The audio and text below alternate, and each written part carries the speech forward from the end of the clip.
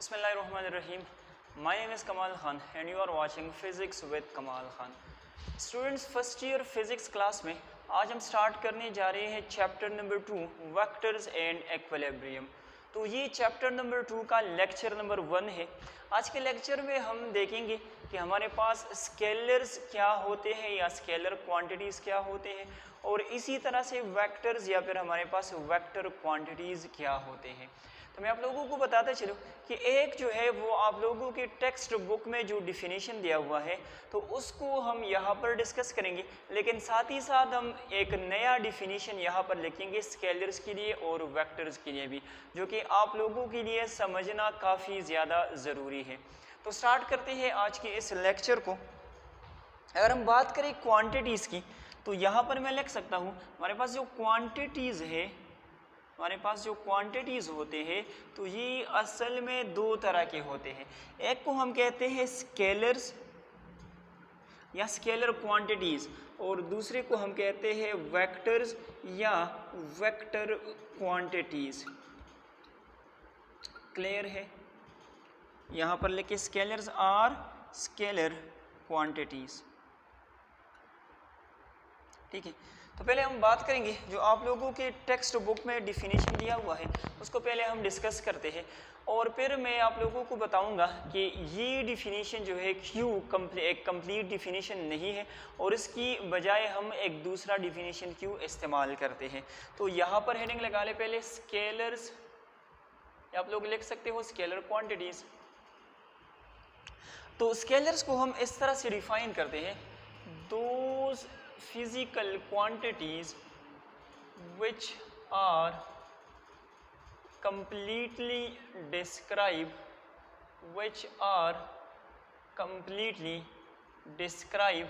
by its magnitude only, ऐसे physical quantities जो कि सिर्फ और सिर्फ मैग्नीट्यूड से ही डिस्क्राइब हो सकते हैं, तो ऐसी क्वांटिटीज़ को हम कहते हैं क्या, स्केलर्स कहते हैं। अच्छा, मैग्नीट्यूड क्या होता है तो यहाँ पर लिखिए मैग्नीट्यूड का मतलब होता है number with a proper unit. Number with a proper unit, हमारे पास एक नंबर होगा और इसके साथ एक प्रॉपर यूनिट लिखा होगा। जिस तरह अगर मैं यहाँ पर लिखूँ 10 किलोग्राम, अगर मैं यहाँ पर लिखता हूँ 10 मीटर फॉर एग्जांपल, अगर मैं लिखता हूँ 20 सेकंड्स, तो यहाँ पर हर एक केस में एक नंबर है और साथ में एक यूनिट लगा हुआ है, तो इस चीज़ को हम कहते हैं मैग्नीट्यूड। तो ऐसी क्वांटिटीज़ जो कि सिर्फ और सिर्फ उसकी मैग्नीट्यूड से कंप्लीटली डिस्क्राइब हो जाती है, तो ऐसी क्वांटिटीज़ को हम कहते हैं स्केलर्स या फिर कहते हैं स्केलर क्वांटिटीज़। ठीक है, तो इसके लिए थोड़ा सा जगह छोड़ें क्योंकि यहाँ पर मैं 2-3 चीज़ें और लिखूँगा। यहाँ पर मैं डिफाइन कर देता हूँ वेक्टर्स को, फिर हम नई डिफिनीशन की तरफ बढ़ेंगे और आपको पता भी चल जाएगा कि इसकी ज़रूरत क्यों पड़ती है हमें। अच्छा, वेक्टर्स क्या होते हैं तो ऐसी quantities, those physical quantities which are completely describe by magnitude as well as direction. ऐसी क्वांटिटीज़ जिनको कंप्लीटली डिस्क्राइब करने के लिए हमें मैग्नीट्यूड के साथ साथ डायरेक्शन की भी ज़रूरत पड़ती हो, तो ऐसी क्वांटिटीज़ को बेटा हम कहते हैं वेक्टर्स या कहते हैं वेक्टर क्वांटिटीज़। अच्छा, यहाँ तक तो सारा कुछ क्लियर है। अब यहाँ पर अगर मैं स्केलर्स की बात करूँ तो स्केलर्स में हमने ये पढ़ा कि हमारे पास ऐसे क्वांटिटीज़ जिनके लिए हमें डायरेक्शन की ज़रूरत नहीं पड़ती, तो उनको हम कहते हैं स्केलर क्वांटिटीज़। जिस तरह से फॉर एग्जांपल हमारे पास है मास, तो उसको डिस्क्राइब करने के लिए हमें मैग्नीट्यूड की ज़रूरत नहीं पड़ती। जिस तरह से हमारे पास है टाइम, तो टाइम को डिस्क्राइब करने के लिए हमें जो है वो डायरेक्शन की ज़रूरत नहीं पड़ती। मास और टाइम को अगर हमने डिस्क्राइब करना है तो हमें डायरेक्शन की ज़रूरत नहीं पड़ती। अगर मैं आप लोगों से कहूँ कि मेरे पास जो है वो 10 किलोग्राम किसी चीज़ का एक मास है, या लेट सपोज मैं कहता हूँ मेरा मास जो है वो 65 kg है फॉर एग्जांपल। क्लियर है? तो क्या आप लोग मुझसे पूछोगे कि सर ये 65 kg नॉर्थ डायरेक्शन में है या फिर साउथ डायरेक्शन में? डायरेक्शन की ज़रूरत तो नहीं पड़ने वाली ना, बस आप लोग जो है वो मैग्नीट्यूड से अंदाज़ा लगा लेते हो। इसी तरह से अगर मैं यहाँ पर कहूँ आप लोगों से कि इस वक्त जो है लेट सपोज 6 बज रहे हैं, ठीक है, मेरी घड़ी में लेट सपोज इस वक्त 6 बज रहे हैं, ठीक है, तो आप ये तो नहीं पूछोगे ना कि ये 6 बजे जो है ये नॉर्थ डायरेक्शन में है या फिर साउथ डायरेक्शन में है। तो अगर हम सिर्फ मैग्नीट्यूड को बोले तो उससे ही काम चल जाता है, उससे ही सारी क्वांटिटी जो है वो डिस्क्राइब हो जाती है, तो डायरेक्शन की हमें कोई ज़रूरत नहीं पड़ती। क्लियर है? तो ऐसे क्वांटिटीज़ जिनमें हमें डायरेक्शन की कोई ज़रूरत नहीं होती, ऐसी क्वांटिटीज़ जिनके साथ हम डायरेक्शन का जिक्र नहीं कर दें, उन क्वांटिटीज़ को हम कहते हैं क्या? स्केलर्स कहते हैं। अब यहाँ पर एक मसला आ गया, वो मसला ये था कि हमारे पास एक क्वांटिटी है इलेक्ट्रिक करंट। क्या है? Electric current. अब इलेक्ट्रिक करंट जो है वो हमारे पास एक स्केलर क्वांटिटी है। क्या है? एक स्केलर क्वांटिटी है। लेकिन अगर हम इलेक्ट्रिक करंट को देखें, लेट सपोज ये मेरे पास एक लैम्प है और इसको मैंने एक बैटरी के साथ कनेक्ट किया हुआ है, तो अगर मैं यहाँ पर देखूँ तो यहाँ पर करंट की डायरेक्शन जो है वो always from negative to positive. अगर हम बात करें इलेक्ट्रॉनिक करंट की, अगर हम बात करें कन्वेंशनल करंट की, so that will be always from positive to the negative terminal of the battery. ठीक है, तो यहाँ पर तो इसके साथ डायरेक्शन आ गया, तो इस रूह से ये तो होना चाहिए था वेक्टर, लेकिन ये असल में है क्या? ये हमारे पास एक स्केलर क्वांटिटी है। तो यहाँ पर हमें ज़रूरत पड़ती है एक सेकंड डिफिनीशन की, जो कि हमारे पास एक कंप्लीट डिफिनीशन हो। ठीक है, तो यहाँ पर पहले मैं डिफिनीशन लिख देता हूँ, फिर मैं आप लोगों को समझाता हूँ कि इस डिफिनीशन का असल में मतलब क्या है। ज़रा यहाँ पर लेके, those physical quantities which do not obey vectors law of addition. ऐसी क्वांटिटीज़ जो कि वेक्टर लॉ ऑफ एडिशन को फॉलो ना करे, तो ऐसी क्वांटिटीज़ को हम कहते हैं स्केलर्स या कहते हैं स्केलर क्वांटिटीज़। इसी तरह से अगर यहाँ पर मैं वेक्टर्स की बात करूँ तो यहाँ पर मैं लिखूँगा those physical quantities which obeys vectors law of addition, जो कि वेक्टर्स लॉ ऑफ एडिशन को फॉलो करे, तो ऐसी क्वांटिटीज़ को हम कहते हैं क्या? उसको हम कहते हैं वेक्टर्स या वेक्टर क्वांटिटीज़। अभी हम यहाँ पर ज़रा चेक करते हैं कि इनसे असल में हमारा मतलब क्या है, वेक्टर लॉ ऑफ एडिशन को फॉलो करना। फॉर एग्जांपल, अगर ये मेरे पास एक ऑब्जेक्ट है जिसका मास हमारे पास है m, क्लियर है?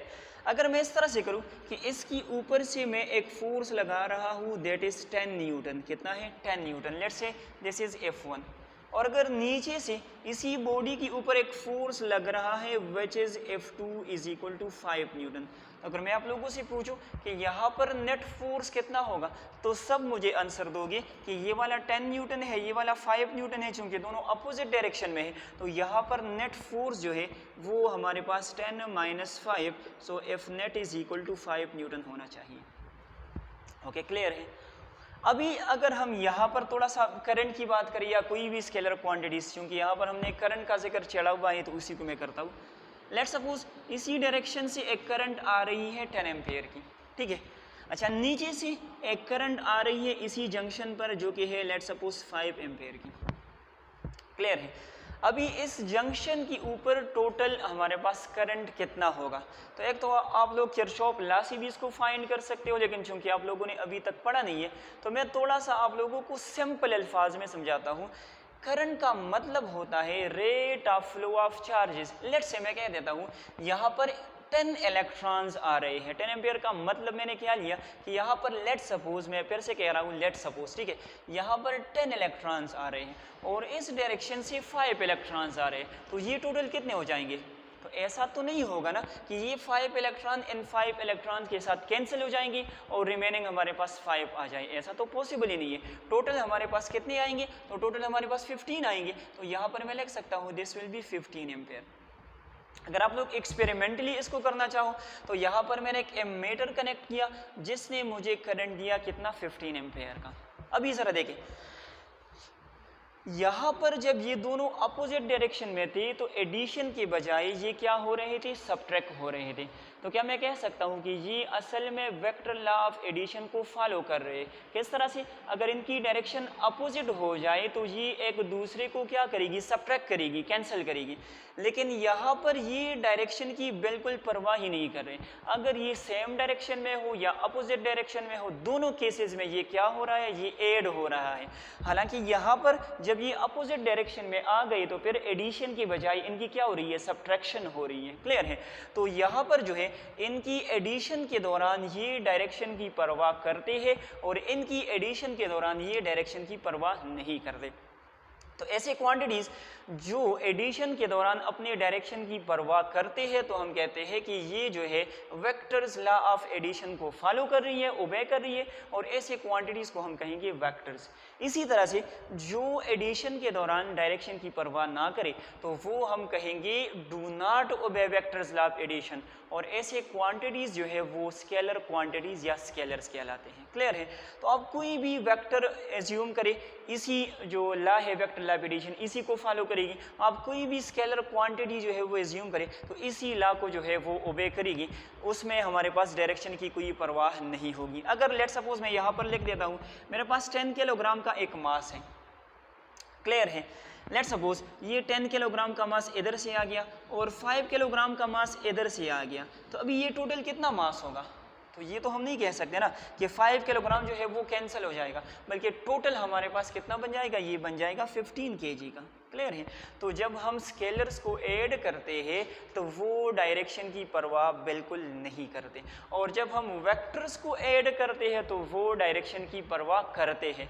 तो जो नहीं करते वो स्केलर्स कहलाएंगे और जो करते हैं तो वो क्या कहलाएंगे, वेक्टर्स कहलाएंगे। मेरे ख्याल में ये पॉइंट आप लोगों को क्लियर हो गया होगा। अभी हम इनकी एग्जांपल्स की तरफ बढ़ते हैं। एग्जांपल्स, तो स्केलर्स की जो एग्जांपल है यहाँ पर मैं लिख देता हूँ, लेट सपोज मास है, ठीक है, इसी तरह से टाइम है, इसी तरह से इलेक्ट्रिक करंट हो गया, यहाँ पर मैं लिख देता हूँ एटसेट्रा। अगर वेक्टर्स की हम बात करें, इनकी एग्जांपल्स, तो यहाँ पर हमारे पास है फोर्स, जो कि मैंने यहाँ पर लिखा हुआ है, ड्रा किया हुआ है। इसी तरह से एक्सेलरेशन, वेलोसिटी एटसेट्रा, ये सारी क्वांटिटीज़ जो है ये वेक्टर्स कहलाते हैं। तो स्टूडेंट्स आज के लेक्चर में हमने जो है चैप्टर 2 की एक इंट्रोडक्शन सी क्लास हमने ली। स्केलर्स को हमने देखा, वेक्टर्स को हमने देखा, और फिर वेक्टर लॉ ऑफ एडिशन को हमने पढ़ा। इंशाल्लाह नेक्स्ट लेक्चर में नेक्स्ट जो हमारा टॉपिक होगा वो होगा रिप्रेजेंटेशन ऑफ अ वेक्टर। आज के लिए इतना ही। Thank you so much. अल्लाह हाफिज़।